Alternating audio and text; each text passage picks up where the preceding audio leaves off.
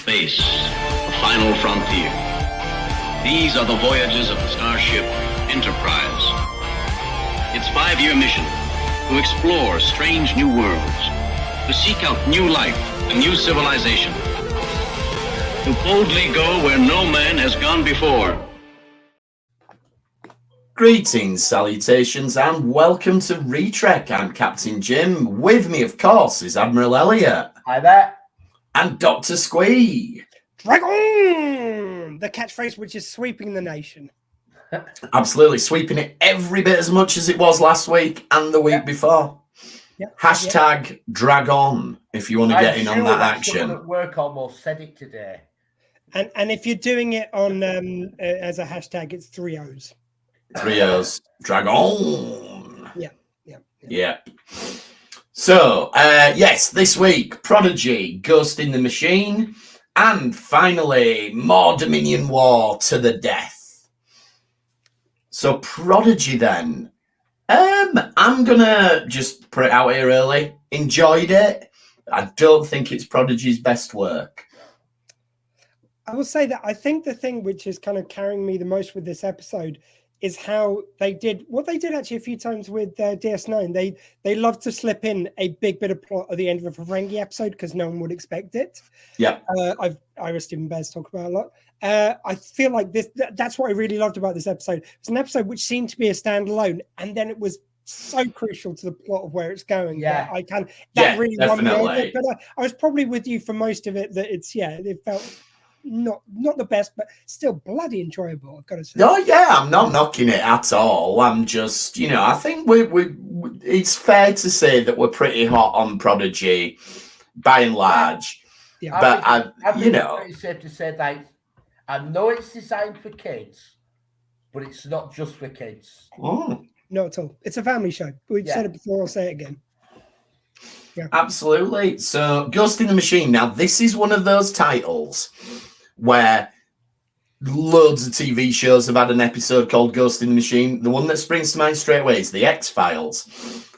Season 1, very early episode where it's an evil building. There's like an AI in the building and it's trying to kill them by making the elevators go up and down too quickly.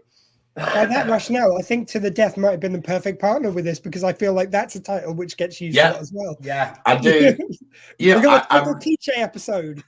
I really wish, I was really rich for many reasons, but one of the reasons is I could just stay in academia forever. You could so write a university essay on the use of titles in TV shows and repeated titles, and do they connect with it? Honestly, you can blag anything on an arts degree. I'm not knocking anyone. I would fucking love to do more arts degrees, but you could do that.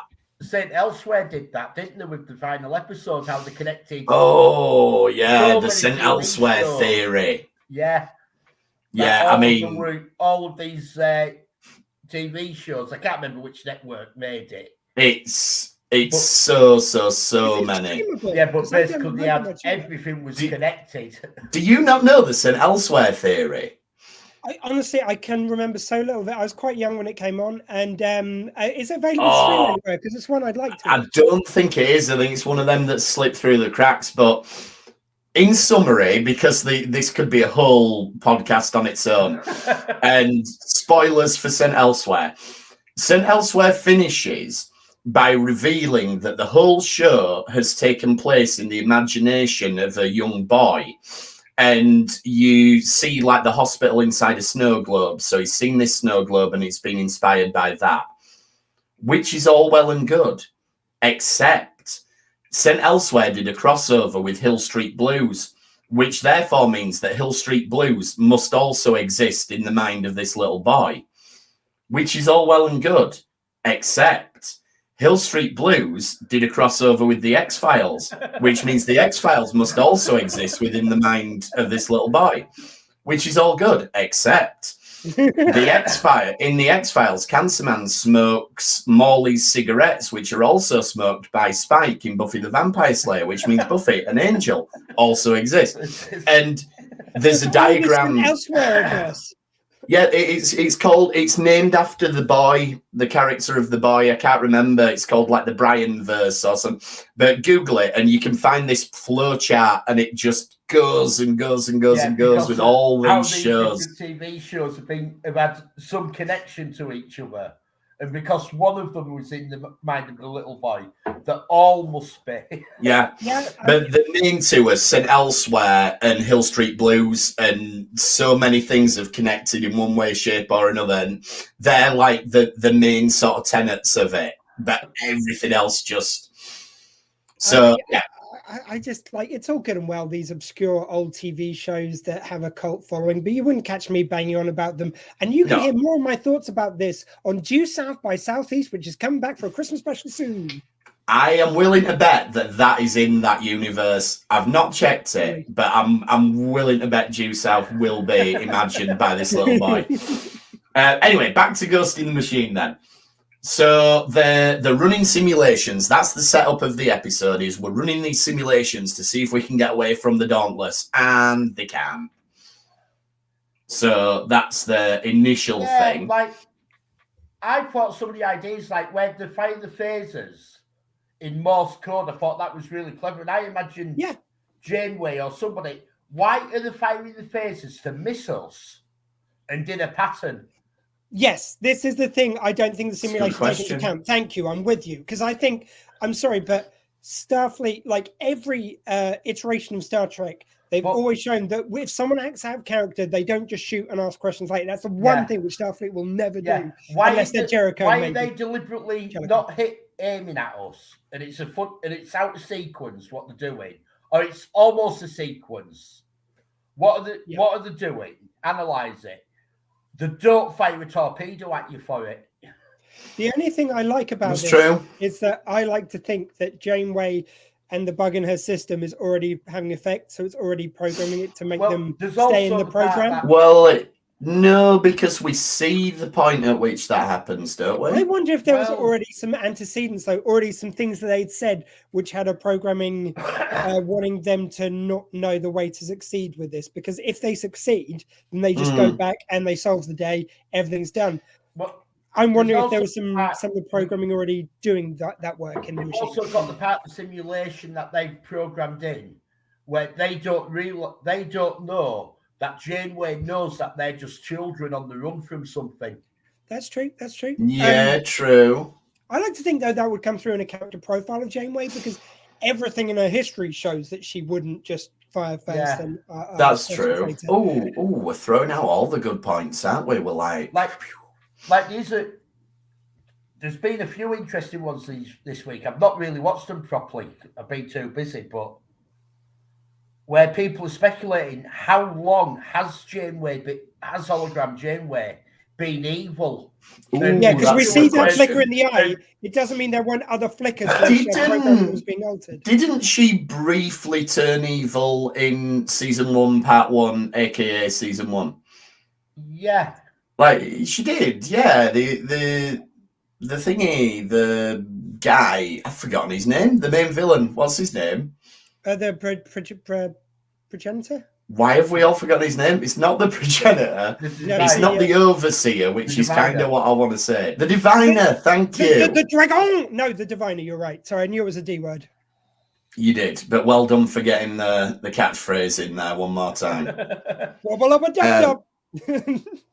Sorry, back and forth. Right, I'm going to start again. Welcome to Retrek. Yeah, that's it. We're just going to start again. This is you with your dragon. Yes, so the diviner, I'm sure he made Holo Janeway evil at some point, and she turned green or something. She turned black in a black. We should be able to remember this a lot better because it's only earlier this season and not a season ago. Has the diviner got to us as well? That's the question. But I mean, that actually, what you're saying there only adds to my theory that maybe, because we did see the little flicker in our eye when the programming hit, maybe it just hits us like selective moments. So maybe if we rewatch all the episodes, we might see other places where she could have been more. Well, it has been like there's the part where you can imagine she maybe has been evil Janeway because it's just a cutaway line. I can't remember which episode it was in. But when they're talking about things from the past, and Janeway goes, well, I did once merge two of my crew members in a plant, and it was fun for half an hour. And you sort of think, well, maybe this is evil Janeway, because I think we've reviewed that episode of Two Mix, and it was morally wrong, however you look at it, and she knew it was at the end. It definitely was, yeah. I mean, we're not going to relitigate the Two Vix debate because, again, we'd be here all night. Little but blues that have been out when she comes out with stories like that, as if they're fun stories. If that's True. the evil, if that's the evil side that's been there, and because we haven't realised it's up to the evil side, we've not noticed these little evil stories. In that way. I would believe, though, that the writers have put in Easter eggs that we'll realise later. I'm sure they will if that's the case. At times when she's been less helpful and we've not even noticed it, which I love. One thing I will say about this scene is I think it's going to thematically be very good when we kind of see the payoff of like the moment as they thought it was going to be in simulation versus how it is in reality. I think that's going to be quite satisfying when you watch this back as a series kind of thing. Well, it could go two very different ways, couldn't it? Yeah. Really. Because at the end of the last episode, we saw the Diviner knock Janeway out. And that's where it finished. So who's in control of the Darkness at the moment? That's a good point. In saying, that we've seen a scene. I think we saw a trailer for the series, and one of the scenes was holographic Janeway and human Admiral Janeway meeting each other. And at the time, in the trailer, if I remember correctly, in the trailer, it looked as if like our version of Janeway we're following on the ship was in the right, and Admiral Janeway was in the wrong. I wonder if we now see this in a very different light. If it turns out that Admiral Janeway is being the unreasonable one, being the reasonable one, and hologram Janeway is being the one being a dick because she's been reprogrammed. It'll be very interesting to see. I just want to see Holo Janeway while we're on about her telling the kids stories and stuff. Just sit down and go, I'll tell you about this time me and Chakotay went down to a planet and he made me a bath.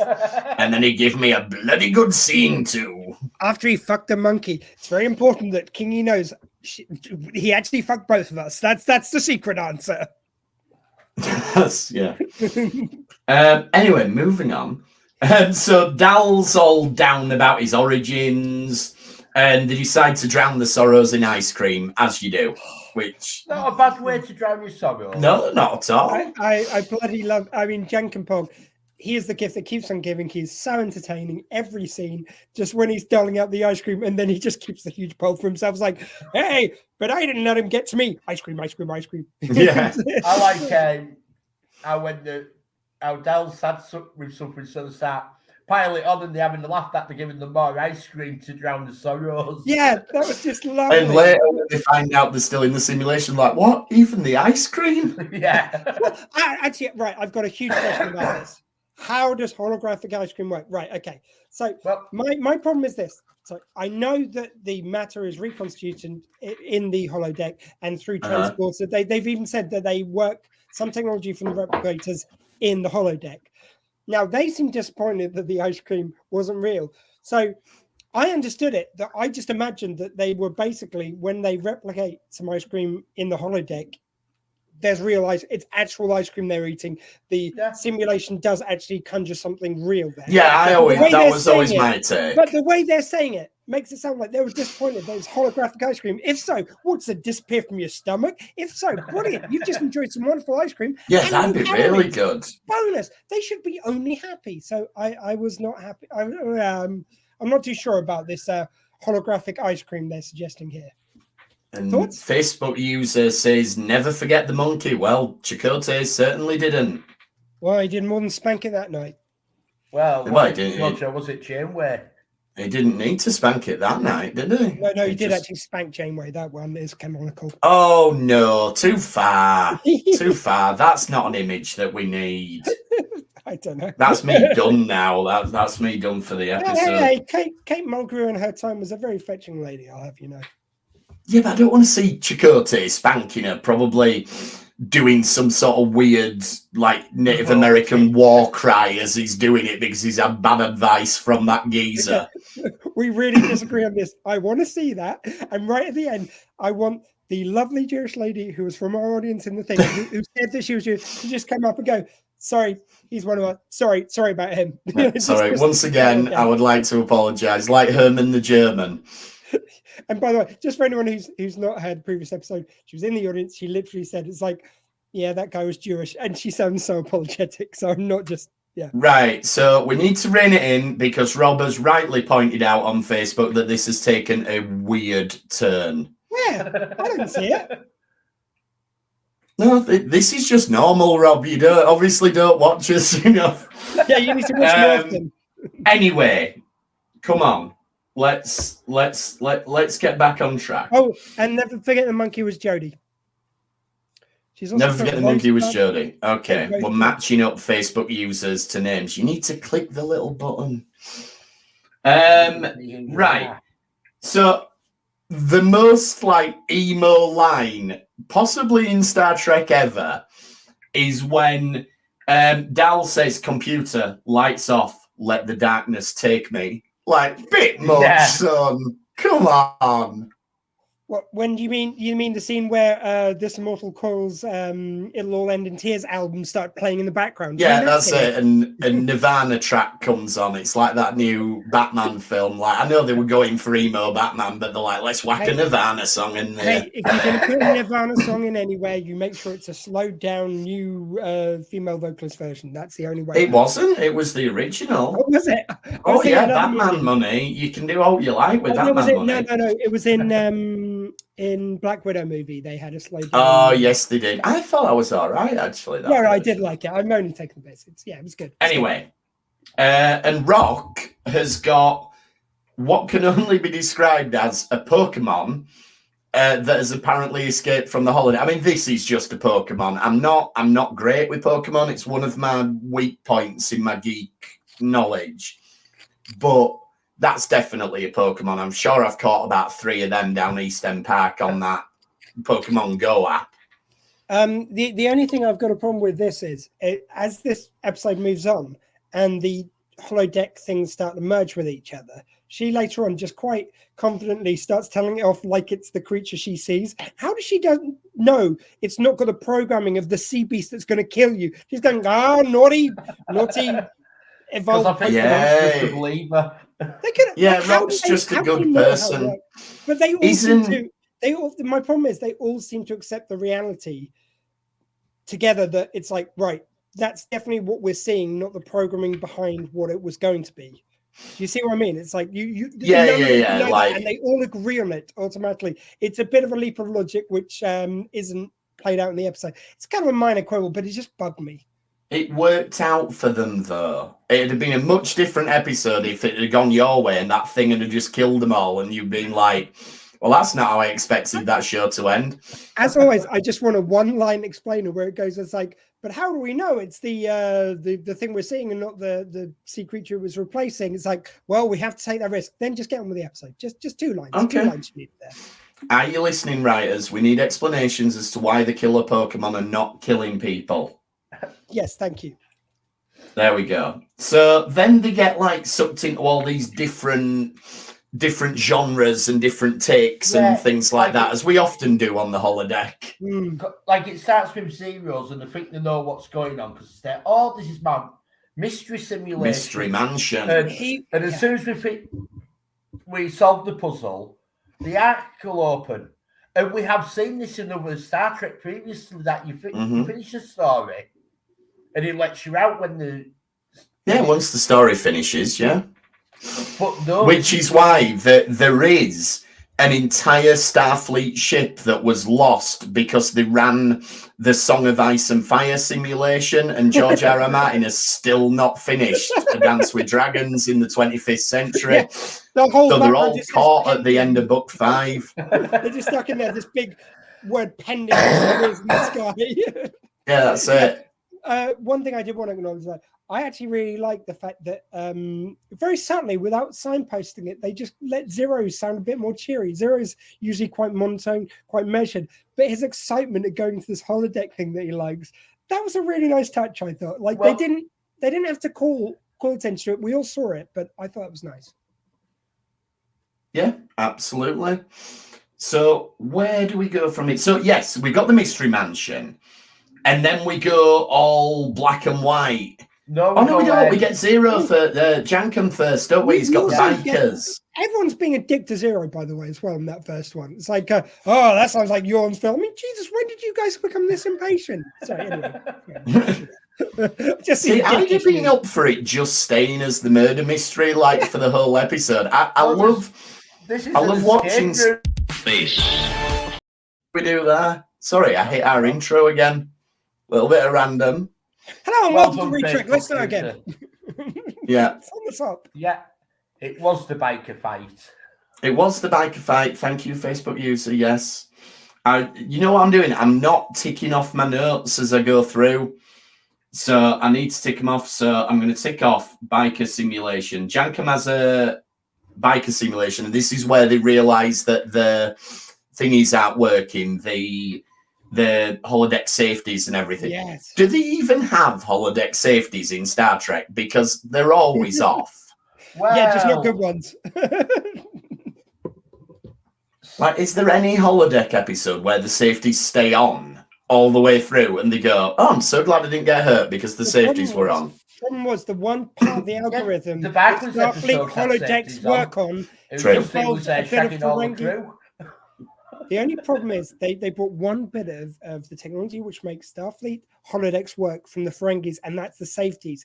Unfortunately, the Ferengis, being a load of kinky bastards with all the programs they put up, they don't like the safeties to be too safe. You know, it adds this extra thrill, so they permanently got them off. So that's where the error, mate, was. The Ferengis are kind of like the Activision of the holodeck world. It's like, if you want safeties, you've got to pay $9.99 a month for the special upgrade, and you need a loot box. Also, when a lot of their stuff, let's face it, a lot of the Ferengi holodeck stuff is porn. Thusly, in porn, sometimes if you're getting a bit sexy time, sometimes a little bit of pain's needed. That's all I'm saying. Maybe that's why the safeties don't work so well. Could be, or it could be hollow pain. It's like the hollow ice cream. It goes. I think you're just kink shaming the Starfleet Ferengi. I'm not kink shaming the Ferengi. They can do whatever they like. It's absolutely fine. Why is it so easy to turn off the safety? That's a very good question, Rob. Because it turns on the Ferengi. Because it turns on the Ferengi. I explained this. Yeah, I think Elliot's got it. It's a plot device, isn't it? Yeah. You've just got to be able to turn it off. But yeah, you think you need it. You've just got to accept it. I mean, generally, I think this is a good new take on the holodeck thing because it doesn't follow a lot of the kind of tropes.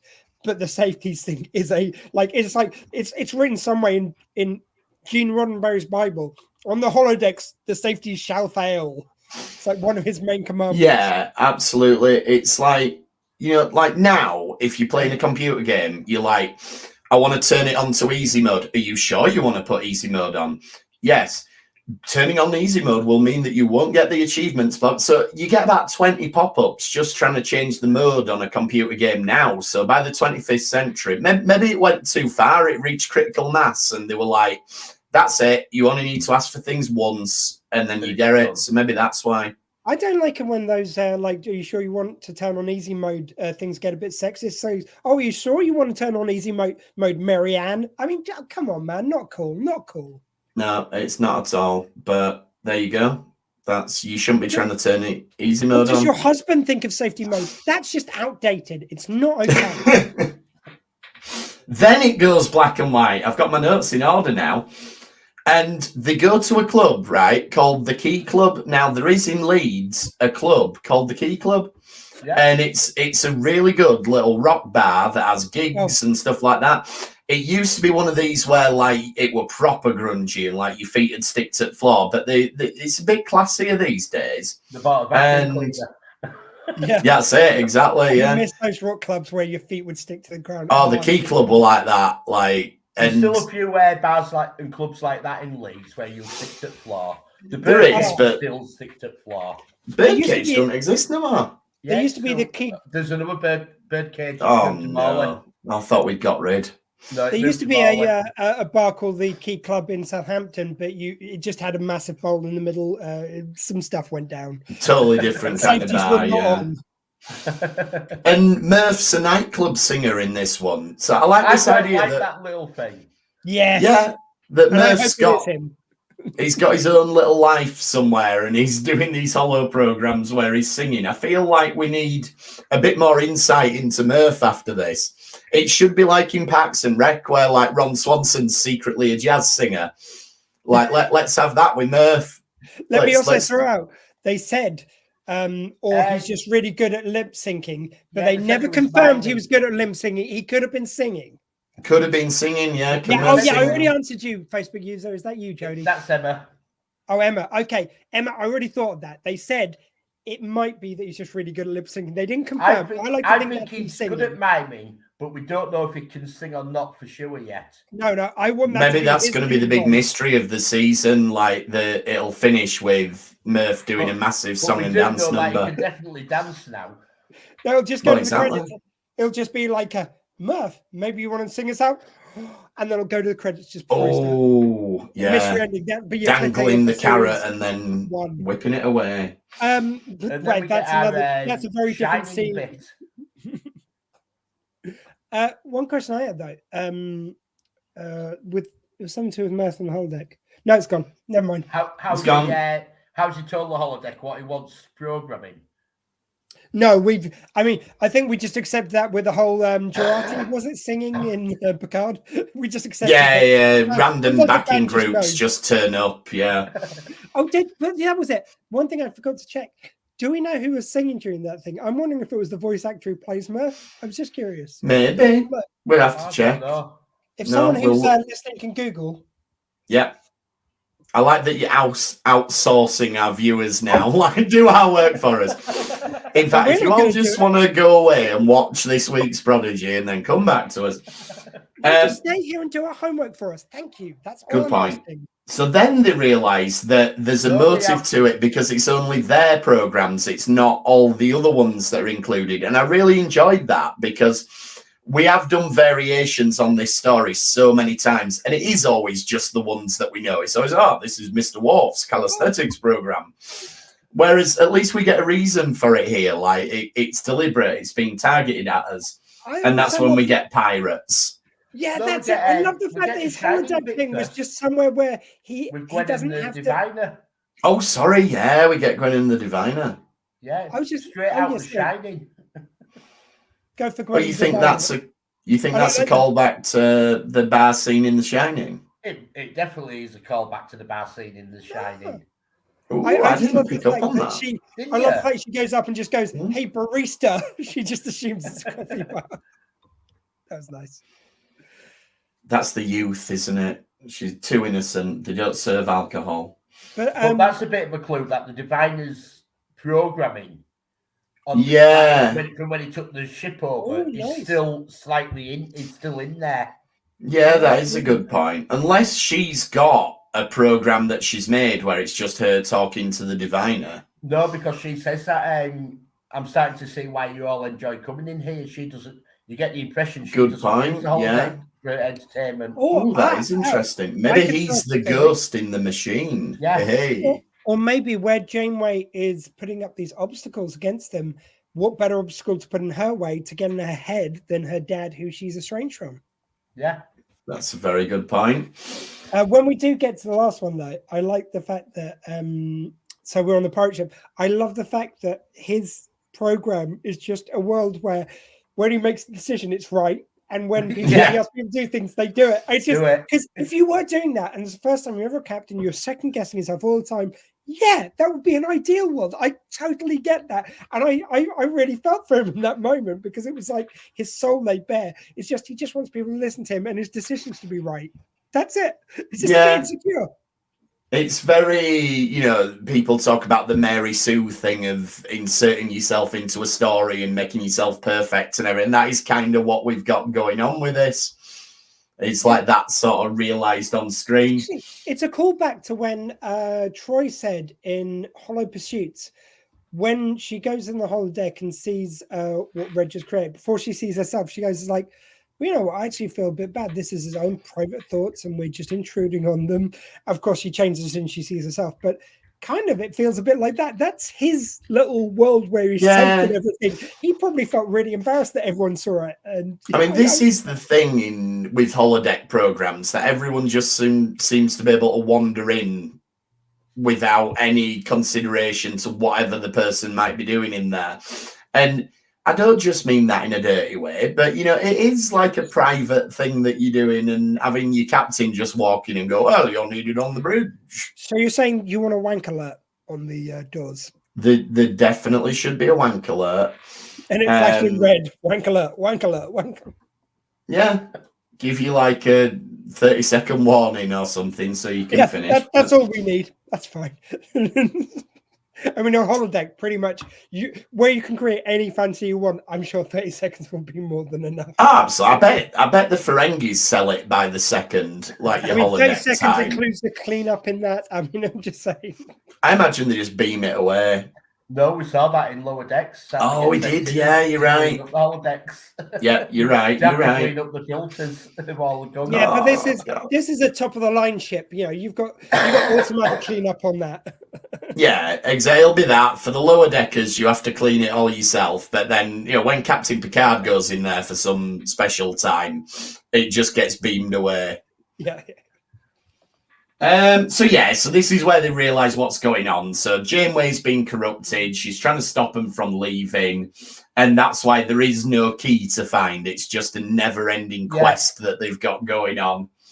Oh, and Zero sounds so happy. Like, partly it was him being him and solving the day, but it was so in keeping with his holodeck program. You really got the feeling that he like, if he was in a holodeck with Sherlock Holmes, he would have the deerstalker on, he would have the pipe in his hand when he was explaining this. That was his moment to absolutely the classic sort of end of the mystery wrap-up scene. No, I will say this was a great Zero episode. I really think it was have some fun where he doesn't usually. Well, that's it. They missed that line for Janeway. If it hadn't been for you pesky kids, I'd have gotten away. Maybe that's coming next week. Maybe we'll get that. And anyway, so it finishes with the confronted by the Dauntless. One thing I do just want to call out, though, and I've been meaning to say this for weeks now, is, you know, they've got this whole thing, like, we can't communicate with Starfleet, it'll destroy us all. And in this episode, in the simulation at the start, they go, let's try Morse code. Just get a bit of paper and write something on it and jettison it towards them. They've got all these huge windows on the bridge. Yeah. Get huge pieces of A1 paper and write a letter on each of the message. Where do you think they got that paper from, though? They've replicated it. It's doused in the program. No, but they'll be able to read it. They could write it on. You're right. They could write it on the windows. Yeah. Again, they did the pen though. They'll read it, and it's like, the pen's got nanites in it. No, maybe. I mean, they could find a way, but they're not going to. So, and next week is our episode before we start the 2-part season finale. So I think we're going to start to be wrapping this up now. This is probably the last mainly standalone episode we're going to get this season. Yep. Sorry, until they say, season 1's got another 20 episodes that are coming out next year. Yeah, this is only season 1, part 2 of 4. Yeah, exactly. This answers the question, when's a standalone episode not a standalone episode? They actually, the amount of plot they put in a kind of what feels like a standalone episode. Minute or two. But even throughout the episode, some stuff that they've laid down, depending on how they play it later, could be, you know, a lot of track which comes to the fore later. I don't know. It's good though. I enjoyed it, even though, like you say, probably not their best work, but they've got such a high standard on the show that even not their best work is great. Yeah. Absolutely. No, I wasn't saying the episode were bad by any means. I think it's ended on a great cliffhanger, because not only are they facing the Dauntless, but us as the audience don't even know who's in charge of the Dauntless. Yeah, you're right. Of what they did last episode. It was very astute to not have any Dauntless scenes whatsoever, so you do maintain that mystery. We could have easily had a couple of minutes to show what's going on, but you're right. I mean, probably if they show Admiral Janeway, they've got to give Kate Mulgrew 2 character payments. I'm pretty sure that's how it works. Yeah, I'm pretty sure, every time they have to bill her. Noticed in the credits, she's only ever credited as Holojet Janeway. Ooh. She's not credited as Admiral Janeway at all. So maybe Admiral Janeway is a holodeck because as they don't well. put all the names at the start. It goes and Kate Mulgrew as Holojet Janeway. It never says and Admiral Janeway. Well, so it's a little known fact, actually. You mentioned Tuvix earlier. They got half a character payment each for that episode. It was very mean of them. Yeah. Yeah, the guy who played Tuvix got nothing. So they were like, well, we've already paid Neelix and Tuvok. Yeah, you did. They also cut Garrett Wang's fee for that week, and they never explained it to him. They were just being gits to him by the end. Yeah, and from the start. Yeah. Anyway, so let's move on then. So this is DS9 Dominion War to the death. And I really misremembered this episode, because if you'd have asked me before I rewatched it for this, where does the majority of this episode take place? I'd say, oh, it takes place down on planet, and they have this big battle with the Jem'Hadar and blah, blah, blah. Literally the last 5 minutes, it's mainly on the Defiant, but I'm not saying that's a bad thing. It's just not how I remembered it at all. Like, there's a throwaway line right at the start, before we see DS9 even, that's been hit. And this is where they bring the Breen into the Dominion War. Yeah. Because they say, we've just finished fighting the Breen at New Voyager. We went and attacked them. Don't we see the Breen, or is this before the Breen joined the Dominion? We see the Breen. It's before they join the Dominion. That happens very late in the day. Holding ZL 1. Mm-hmm. And we will call it ZL 1 because it's the first iteration. Yeah. Yeah. So we see that way they're sort of holding them in the prisoner camp. But the Federation aren't involved in that. That's Kira and Decat going and save and save them. But in this episode, they directly mention that they went and attacked the Breen. That's true. But the Breen don't officially join the war until season 7, I don't think. I mean, it's possible that they were taking advantage. It's season 6, isn't it? They join. No, I'm pretty sure it's in that final arc right at the end. Anyway, we'll find out. Then seeds are sown for the Breen to side with the Dominion. Not You're right. Yeah, I mean, I think this seems like it's a mercenary act, and then it leads to I agree with you. The thing which really surprised me is I watched all the way through DS9 this year, and I remember this being a really strong episode, and maybe it's because I remember it being so strong that this one didn't gel with me. I seem to think that I was going to like it a lot more, especially when they had character moments. I thought they were kind of poorly drawn, and there's stuff which I'll get into, but I didn't enjoy this one as much as I thought. But maybe enjoyed this one. Maybe it's because I've recently watched what the Dominion War becomes. It seems paled in comparison. So maybe I give them that. It might be. You see, I've not been because we're covering the Dominion War. Yeah, I sort of like. At one point, I was trying to do a watch through in chronological order, and it sort of fell away. Yeah, and that because of doing this and jumping all over, it got messed up. Yeah, and I've decided I'm not jumping forward with the Dominion War. I'm not watching future ones that we're going to cover, so I'm rediscovering it all again. And some of it's because there's so much Star Trek on now. A lot of this I'm rediscovering for the first time in several years. Yeah, this was an episode that I sort of missed this one on the first go around because I'll be honest, didn't have enough money to buy the VHS. So I knew the season finale was coming up before too long, and I kind of had to think, oh well, I can't really put this doesn't look like an essential purchase, so I had to give it a miss. Illinois in the USA. Illinois, there we go. We're reaching out. We are, but I can't see who it is. It's a Facebook user. Yeah. I was very lucky though with that because where I could only afford to buy one or the other, I brought Deep Space Nine, and my brother brought Voyager. And my brother brought Voyager, so we got to watch. Yeah, you got it there. I had to pick and choose if I didn't have the money, so I was like, I'm going to skip this tape because I know the season finale is coming before too long. So do you mind I didn't buy DS9 on video till Oh, it'd be noughties. It'd been finished for quite a long time. I just bought the whole thing. Can I just ask a relevant question to you two, given your kind of history of Trek, and here we are on Retrek. So what point did you two meet each other and your parents get together, and thusly your Star Trek love combined? I'll have been about 11, 12, something like that. I was in the early 20s. So DS9. I was in the early 20s, and James is 10 years. In Star Trek terms, so it will have been around season 1, 2 of DS9, probably. Yeah, been around DS9 time. DS9 will have still been running. Because you were getting the videos at the time. Yeah. I couldn't afford them, so I was just watching them on TV. Yeah, so that'll have been roundabout DS9. I like the idea of marking life events by what Star Trek was on at the time. That's good. We should you guys were saying how old you were. It's like I don't know how to work that out mathematically. Tell me what era of Star Trek it was. Beginning of DS9. Actually, it's probably towards the back end of DS9.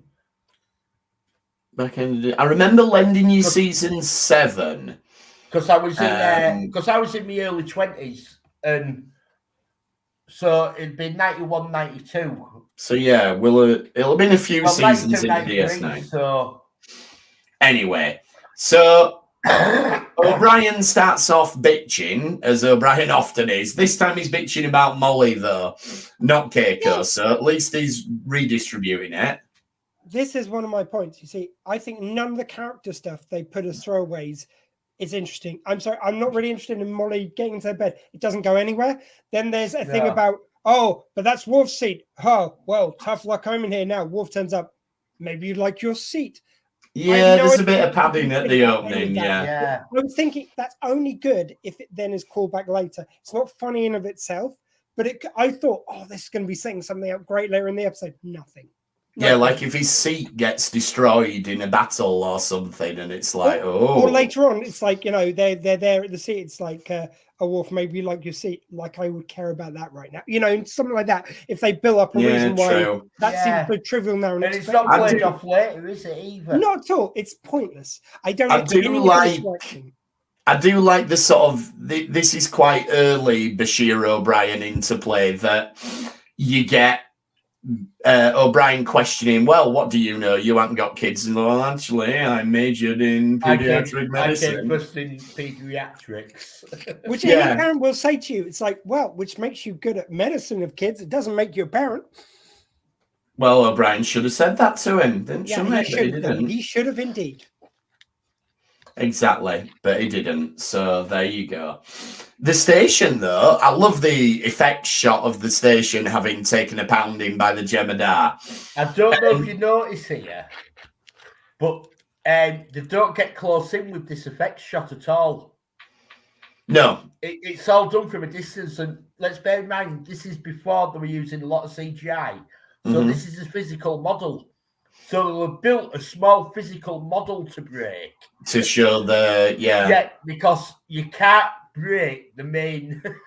No. And it looks great for it, because even though they got really good at wide battle shots with loads of ships in Deep Space Nine, the early CGI they did, it's painful to watch. Like there's some really bad examples. Look, it's painful, but it's not Babylon 5 painful. I don't know. Babylon 5, right. But the effect. Okay. No. You forced me to bring this up again. I brought it up on the show. The scene where the shape-shifting Bashir is flying the Defiant into the sun. Oh yeah. And it just looks like a 5-year-old came up with it on a computer. Well, we've not got there yet. We've got that to look forward to. So. Oh, it was not good. Me too, Jody. You can view them all on my other channel. Yes. Yeah, the model shots. Go on, plug your YouTube channel then, Elliot. Would that be Retrek Model Studios? It would be Retrek Model Studios. You see, he even gave you the opening. Like, right, Elliot was before we came on, goes like, and cue me up to actually to plug my channel this time. James goes, and what was that channel? And you're like, just silence, Elliot. Like, are you just punking Jim at this stage? This is it. You just can't do right for doing wrong, can you? I want to, like, let's go back to this, like with DS9, where it's blown up. I want to give a big shout out to the core of Starfleet engineers because they fixed this station in a week because it's fine by the next episode. Yeah. I mean, in all fairness, they do sort of signpost something. This is one of my favorite bits that they signpost in this episode when they say about, oh, wouldn't it be great if we had the Defiant here? And, oh, by the way, sending some ships to look after Deep Space Nine. They really position how strategically important it is. So I reckon, actually, there is a good faith basis why they would send 1 billion fucking engineers to repair Deep Space Nine at any given time because it's so strategically important. Yeah, So that does make sense. It makes sense. And we don't know how much time's passed till the next episode. So there could have been time to fix I was it. just going to do an analogy also to the vaccine rollout. The reason why we came up with such a vaccine worldwide in such a short period of time was because the worldwide community were involved in the project. Yeah. It's the same thing here. Every Starfleet engineer would be ready to go to Deep Space Nine on a moment's notice. Oh, maybe they got Frank. Maybe he came and waved people off as them. Yeah, Frank's going. No, he's waving off all the other engineers. Like Frank's got this. Did they attach the pylon and patch it up, or did they have to build a new pylon? Because to build a new pylon from scratch in a week, I don't care what you say, it's bloody impressive. Maybe they have built ready to just transfix. They managed to colour match it to the original Cardassian architecture as well. That's how good Frank is. That's the only explanation you need for that. That's it. Yeah, we like Babylon 5, Dan. What's the OS? We do like Babylon 5. What's the OS episode, though? Does anyone... Original series episodes. Original series episodes, Babylon 5. What other series? Oh, yeah. They're doing a reboot of it, aren't they? That's in a bit of limbo because J. Michael Straczynski was on his Twitter saying, I need everyone to tweet this hashtag. I'm just saying you didn't need to point out OS. We weren't going to think it was an episode of Crusader. No one remembers that. No, I've not watched Crusade. I just mentioned it. I don't remember it. The reason I've not watched Crusade is because I can't work out which order you meant to watch the episodes in. Honestly, if you Google it, it's crazy. There's about 10 different orders. Doesn't matter. It's dog shit. I'm sorry. I watched it. It was okay, but I couldn't tell you anything about it really. I was done with Babylon 5 after Babylon 5 finished. I tried watching. The last season of Babylon 5 lets it down because the bits about the studio. I'd argue the second half of the last series is great, but the first half, where it's all about the telepaths and that geezer called Byron and stuff like that. No. I'm going to say I will even allow them that last series. Well done, Rob. Wasn't one of the best. Yeah, Rob watched Crusade. Yeah, we all watched it once. That's the only answer to that. Anyone who I've not watched it once. I think I've watched it once. Anyone who watched it twice, if you will swear on a stack of Bibles or something, I'll send you a $5 in the post. Oh, there you go. Right. Well, I'm going to go on the Crusade fan group. No, you said anyone. Yeah, anyone, not two. I didn't say any two. Ooh, this could get us in for some litigation here. Anyway, so there's a really nice character moment with Quark where he's genuinely worried about Rom, where he's like, where's my brother? And he is genuinely worried. And then he tries to pull it back and sound a bit more macho, like, I'll kill him. I'm going to kill him for scaring me like this. The problem was... I thought that was a really nice moment. It was great. And I kind of ruined it for myself by being in analytical mode. I was like, yep, that's what justified his character payment for this episode. True. But then Cisco is like, I'm going to do much more than just track that ship. And it's like, okay, I get it, Cisco, but... You're the commander of this station, and it's just been attacked, and we've talked about all the strategic importance. You should probably stay on the station and let Worf do the Defiant stuff. I agree with you there. I think his priority should have been the station. I thought, he goes, I'm leaving it to you, Major. She's bloody majorly wounded. Yeah.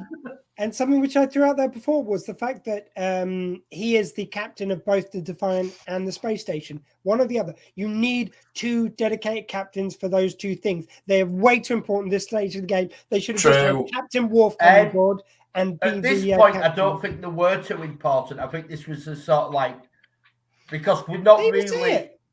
And the dialogue. We're not in war yet. We're not in a war situation. No, the war hasn't been declared. He says how strategically important it is a dozen times. But that's why I think he needs a ship as the captain of the station.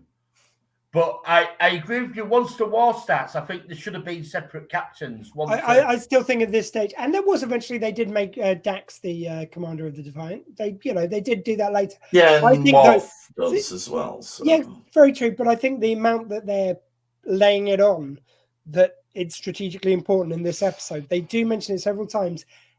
I think it was still at this time justifying to have a different captain. I think, and the other thing as well is like Cisco turns up and he goes, right, I'm off back after that. I've already got all the senior staff. Oh, you don't need your security chief. He's coming with me as well. Do you not think you should maybe leave the security chief on the station with all this going on?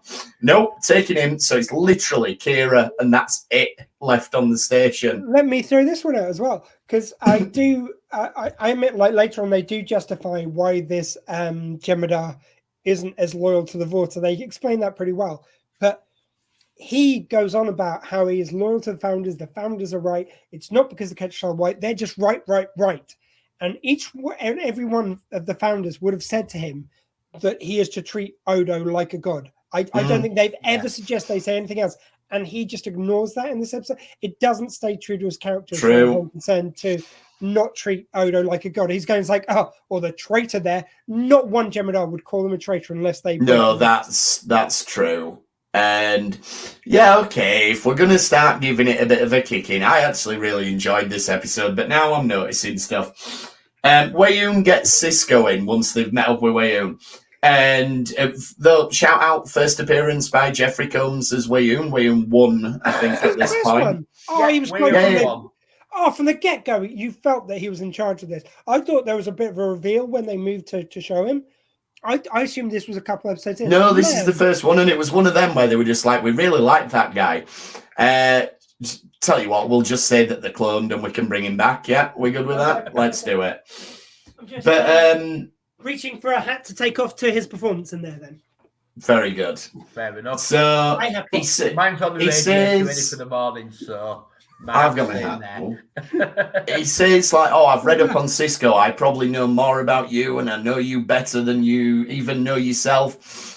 But then he proceeds to go, "What about if I make you the supreme king of all the Federation?" It's like, well, if you know Cisco, you know he's not going to go for that. Well, Cisco does straight away goes, well, you obviously don't know me very well then. Exactly. And he even justifies it by going, hey, just doing my job. And he kind of is like, he would be leaving it on the table if he didn't at least ask. Like he does say, though, later on, doesn't he, that he is an expert at lying.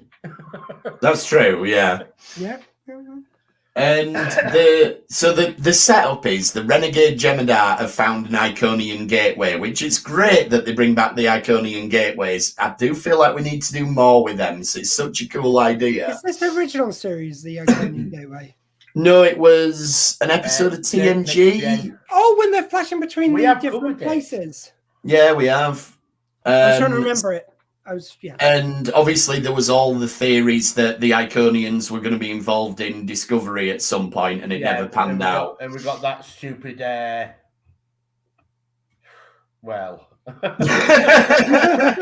last series? No, it was before last series. No, before it was the Red Angel. You said it was the Red Angel. And I just filled in the end of the sentence. And it turned out that it was all... Michael's mum, then Michael...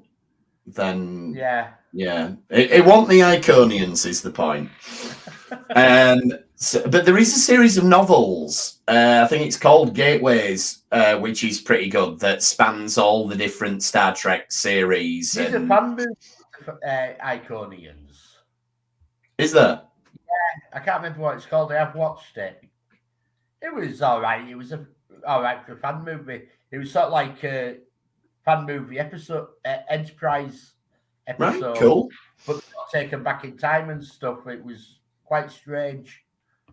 Yeah, no, I'd definitely be up for more Iconian appearances, but we may not get it. You never know.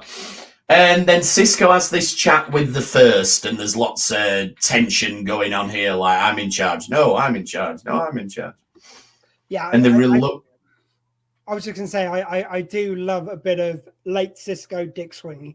I'm sorry. He is just, when he loses the hair, gets the beard, he's a badass. Any show, he is. Yeah, Cisco's awesome. I'm the first bitch. Like, I mean, I know he doesn't say that, and that was a he might as well have Mr. done. T voice I just did, but he may as well have said it though.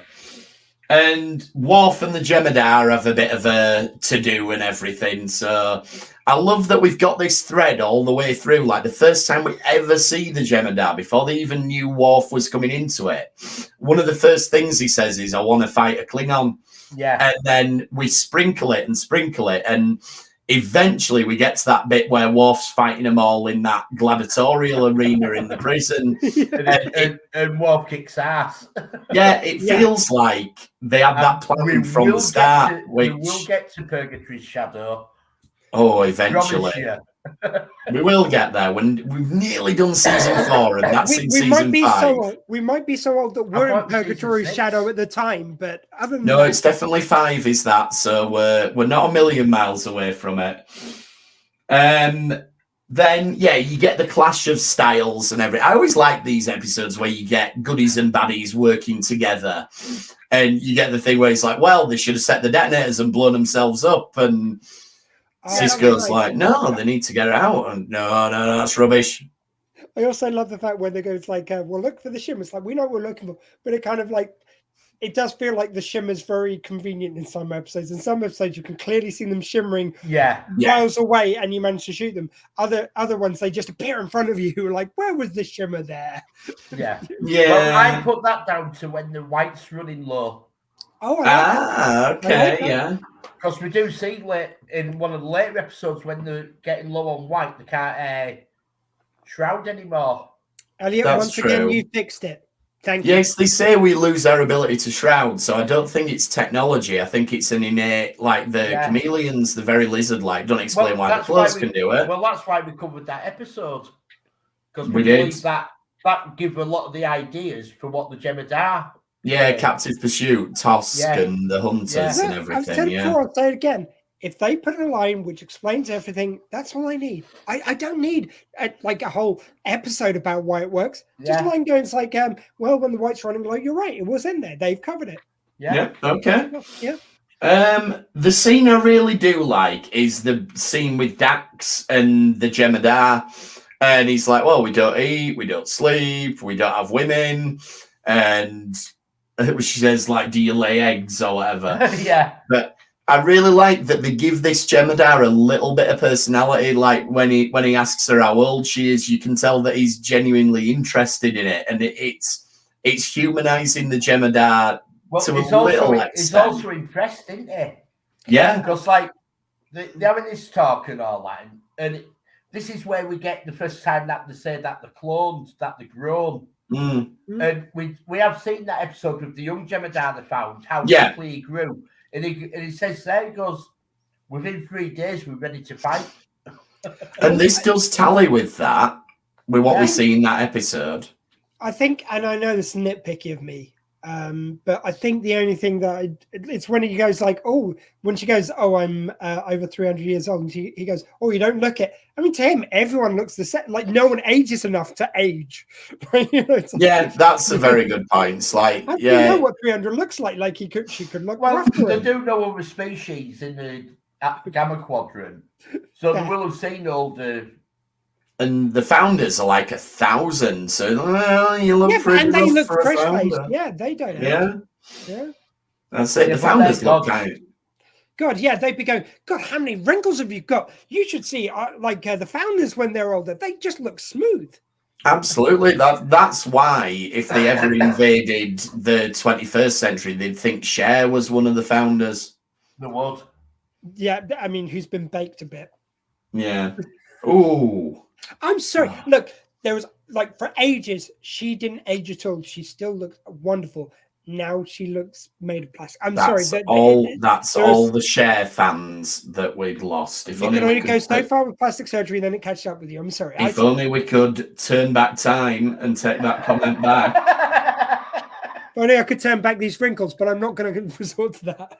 Oh no, I think you should. I think we'll put a Patreon up, And once we hit like 2 million, you've got to get all the same plastic surgery Shahzad. Have we got that kind of time? I think the chances of us hitting 2 million are fairly low, but No, I just assumed that as a given that we'd make that. Oh, of course, yeah.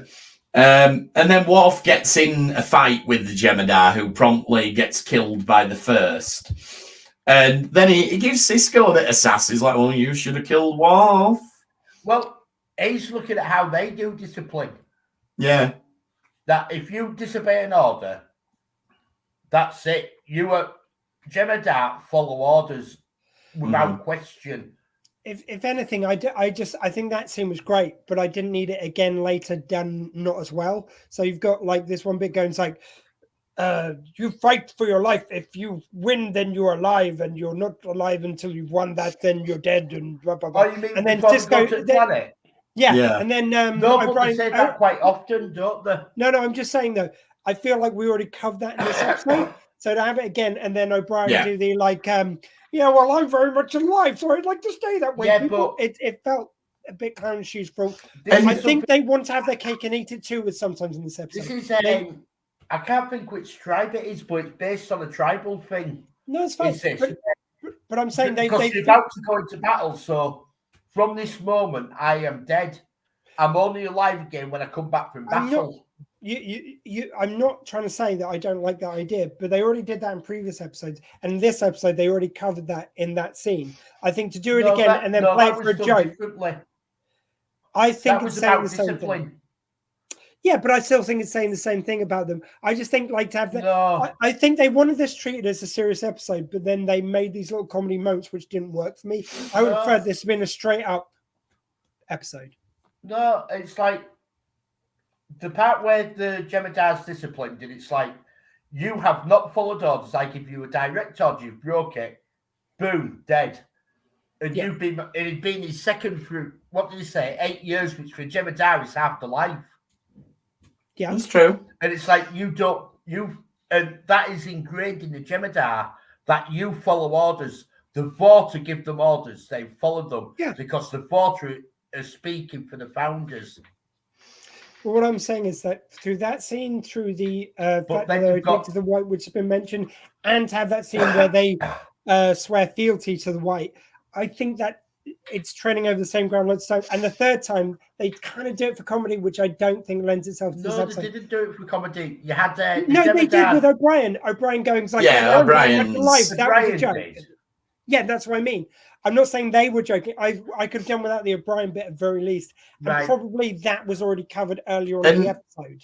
This is just a general critique of Deep Space Nine. And it's one of them things that once you tune into it, it's really hard not to notice. But they always middle name O'Brien. Like, they always have these bits where they go Miles, Edward, O'Brien. Yeah. And it's like, why? Why do we do that? Like, we don't have Julian always announcing himself as Julian Subotoy Bashir or Cisco as Benjamin Lafayette Cisco. You know, why do we always give him the Edward? Jim. What's your problem with the middle name Edward? I have no problem. No, because are you starting on the middle name Edwards? Because that's just starting on me. Who calls himself that when he's being serious? My full name, my first name is Doctor, my middle name is Edward, my surname is Squeak. So I'm just saying, if you're starting on the Edward middle names, I'm not starting on the Edward middle name. You can drag off if that's your attitude. I know I will drag on. Hashtag. No, it's just weird how they always do it. Like, just listen out for it, and it'll start to annoy you as well. I made it a little joke with my brother. I've got two brothers, one who's really into Star Trek, one who doesn't give a shit. And I made it a thing of like always full naming Miles Edward O'Brien, just to like see if I could teach him the Star Trek fact, just to annoy him. And it's my middle name. It's genuinely my middle name too. It's a fine middle name. But yeah, they do it all the time with his middle name.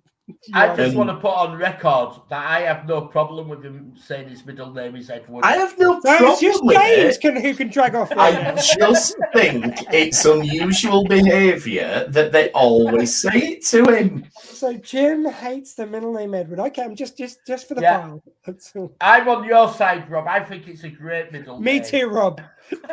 I think it's a great middle name. I just don't think it's something that we need And to as say much as all me the and time. Elliot agree on a lot, like if any two people are usually going to disagree on the show, it's us sparring over ideas, which I love. But like if we agree on the middle name Edward, I don't know why James has got a problem. Jim's got a problem with this. Right, I think okay. it's because, So it's stay tuned Irish. after the show for my official apology video where I will explain why I don't have a problem with the name Edward.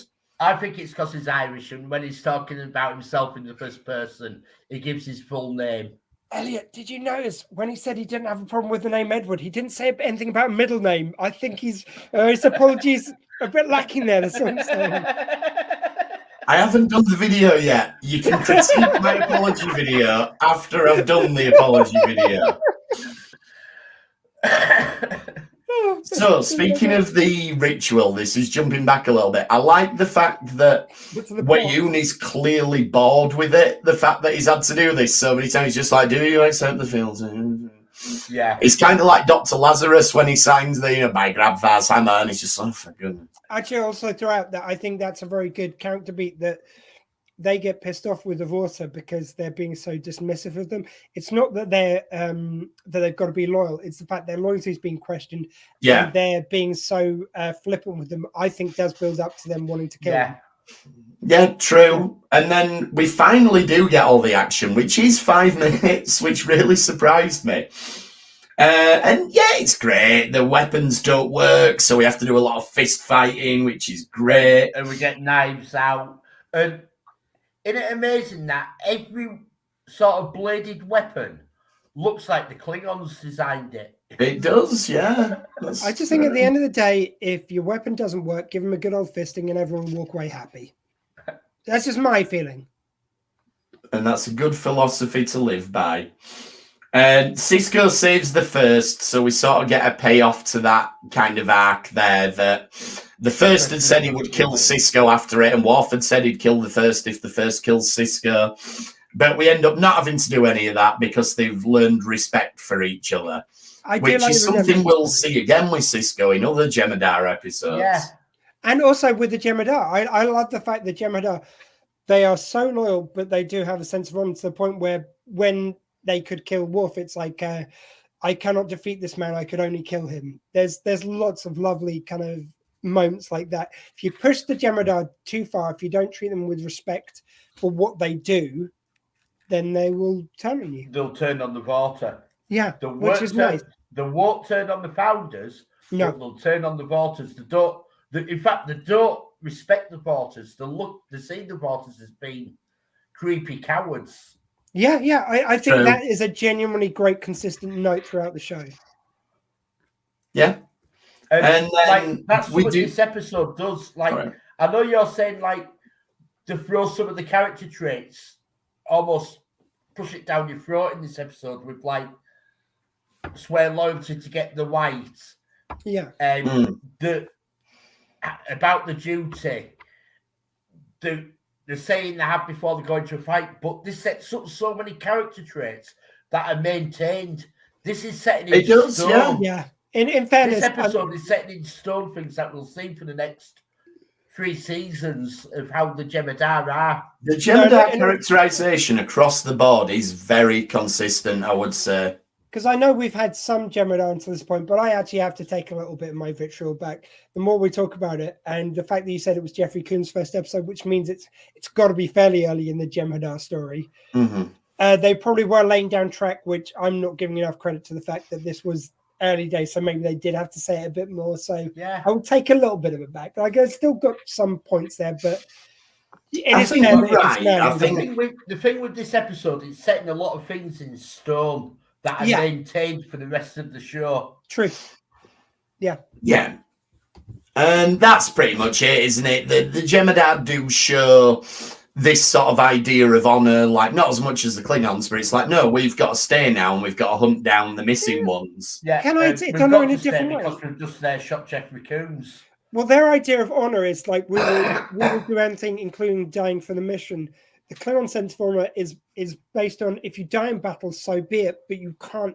You would never sacrifice your life in battle if there wasn't a good reason, not like your fodder. Yeah. Like everyone in the Jem'Hadar and in the Dominion in general is fodder.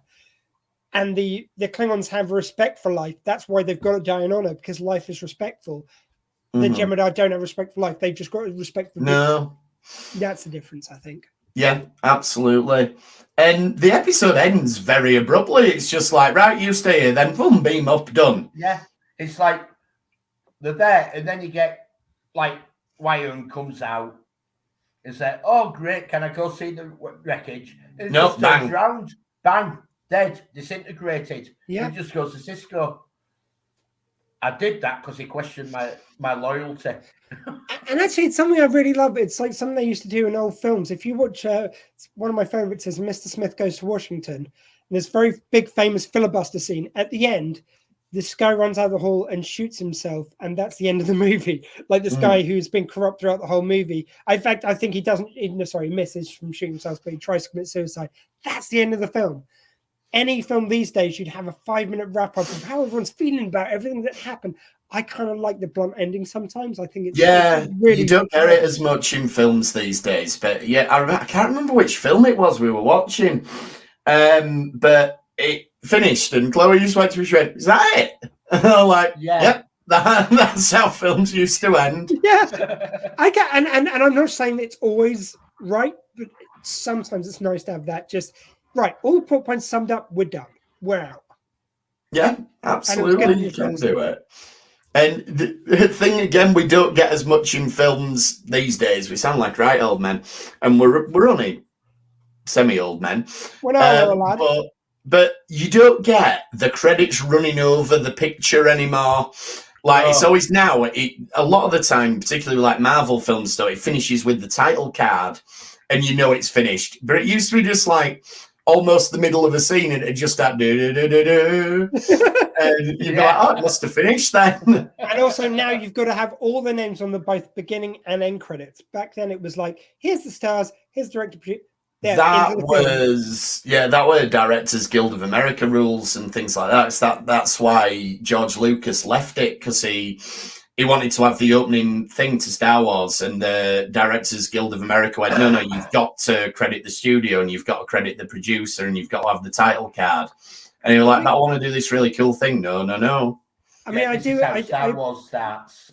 I appreciate what it means to people who are in those credits and everything. But I think at the beginning, just having a short, sharp credit scene and then into the film, and then long credits at the end where you play some awesome music, have some mid-credit scenes maybe. Like, cool. I watched. What annoys me now is you go to movies and you sat there watching for 5 minutes every studio that's been involved in making. Yeah, that's true. They've all got their own little CGI. Yeah, and then you get the on-screen credit, and it's like Disney in association with Touchstone and Paramount and Warner Brothers and presents a digital media production of the. I can also link you back to 2 ones, actually. I'm going to do very quickly. First one is in Batman Forever. Rene Auberjonois, so I'm linking it back to DS9. He must have the best agent in the world, because in that beginning credits, they do what I'm talking about of just having certain names mentioned at the beginning. And one of them's Rene Auberjonois, and I'm going, wow, I don't remember this film. I'm watching all the way through. He is in one scene at the very end going, "Welcome to Arkham." And that's it. He basically has one line in the whole movie, and he's on the opening credits. His agent needs to be paid much more. Oh, Facebook user, you're quite right. We did forget Dolby. Yes, you do get Dolby Surround in Dolby Vision. So that's another 6 credits that you get going across. And another Facebook user, are you looking forward to Picard Season 3? Yes, we definitely are. Series 1 was dog shit as far as I'm concerned. Series 2 was much better. Series 3, I think they've got an opportunity to continue. I enjoyed Season 1. I think they tried to do too many things and lost the way a little bit, but I enjoyed Season 1. I thought they absolutely nailed. And Season 3, I'm really looking forward to. Series 2 was a plot arc all the way through. It made sense. You knew, you didn't know where it was going, but it kind of when you saw, it made perfect sense to what happened before. Series 1, it was like, here's a load of ideas, let's put it together. Yeah. I think that's a fair comment, Jody. Rennie is a fucking legend, so he deserves it. Yes, he does, totally. The other one I was just going to very quickly do, because I watched this the other day. I watched Little Shop of Horrors back, and I remember watching that as a kid. And I just watched the first episode of anyone on MASH is Instant Royalty. I enjoyed MASH. I'm not sure. Oh, MASH, the TV show. Yes, sorry. Do you think anyone on MASH, like, what's happened to him? I got hooked on MASH. Yeah, exactly. You've got to have your bangers and onion gravy with your MASH. Well, anyway, the best thing you can do if you are hooked on MASH is you can get smash, and then you can just snort it right up your nose. You don't even have to bother. Anyway, I was watching Little Shop of Horrors the other day. It reminded me of this story. When I first watched, when I watched it when I was fairly young, and I just watched some of the, the early Red Dwarf. It just died, and I knew who Danny John Jules was. And this kind of character just comes up in one scene and just goes, do. It's okay, Jody. He's slow, but he did get it.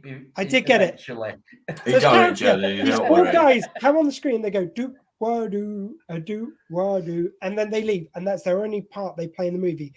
The guy right at the end, I was going, that looks like Danny John Jules. So watched through the whole movie, loved it. I love Little Shop of Horrors. At the end, they've got, because this speaks to what you were saying before about like thingy with association with, including, and they've got like starring. Also, and these guys were also in it. Some other guys, and finally it goes like, and the doo-wop dancers, and the last one, the last credit of anyone who started in the movies is Danny John Jules. I watched you a whole credits just for that, and I told that whole anecdote just for that. Sorry, but if he'd have got the and credit, that'd have been even better. But no, the best random appearance of Danny John Jules is in Blade 2 as one of the like vampire guys that he kills in one of the nightclubs, and you're just like, well, that's Danny John Jules. Okay, in Labyrinth, he's one of the shadow dancers. I know he's one of the shadow people in Labyrinth. And on set, David Bowie did a track just for them, which was never in the film in the end. It got cut. There we go. They That's your Labyrinth trivia. I think now that we're sort of falling down the Labyrinth rabbit hole, we should probably wrap it up. Yeah, definitely falling down the rabbit hole, Dan. Yeah. Yeah, Patrick Stewart is now on TikTok, and he's doing he's reading bits of A Christmas Carol, which is brilliant. So. And I love seeing his version of Christmas Carol is really good. I believe it's probably on one of the streaming services, but most likely Patrick Stewart on TikTok apparently gives the best oral. That's why I found. Yeah, we're definitely wrapping up now. Next week, we will be doing the next episode of Prodigy, and then we're going to do a little bit of a Retrek Christmas special. This is all Dr. Squee's idea, so if you need someone to blame next week... Yeah, when it all goes pear-shaped. So, believe it or not, we're going to be even less on topic next week than we were this week. Are you going to explain what we're doing?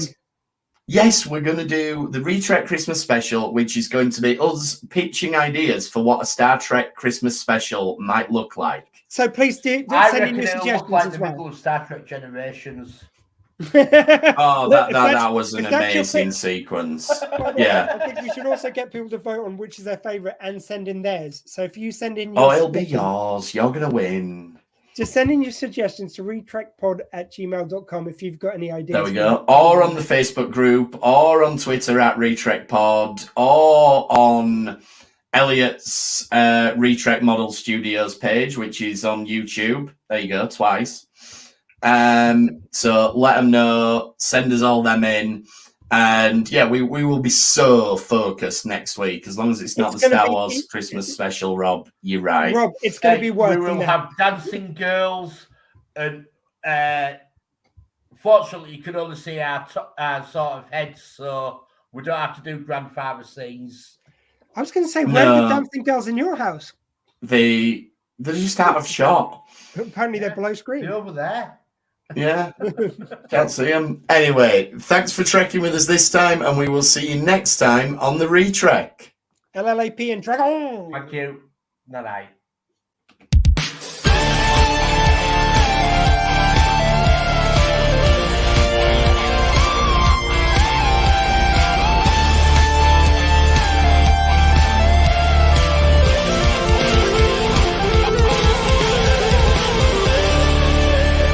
Fascinating.